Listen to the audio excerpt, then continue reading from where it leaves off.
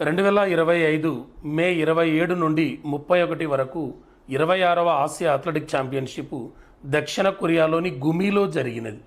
దక్షిణ కొరియాలో Asia athletic జరగడం ఇది 3వసారి. ఈసారి మెడల్స్ టేబుల్లో first place China, 19 gold medals, 9 silver medals, 4 bronze medals, total 32 medals. Second place Bharat, 8 gold medals, 10 silver medals, 6 bronze medals, total 24 medals.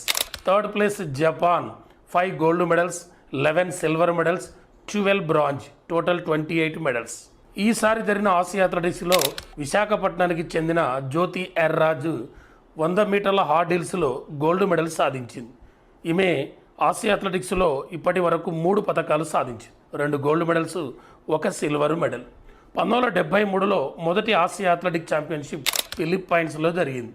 2027లో 27వ Asia athletic championship చైనాలో జరగబోతుంది. 2029లో 28వ Asia athletic championship ఇండోనేషియాలో జరగబోతుంది. ఇండియాలో ఆసియా అథ్లెటిక్ ఛాంపియన్షిప్ ఇప్పటివరకు 3 సార్లు జరిగింది. 1989 ఢిల్లీ, 2013 పూణే, 2017 భువనేశ్వర్.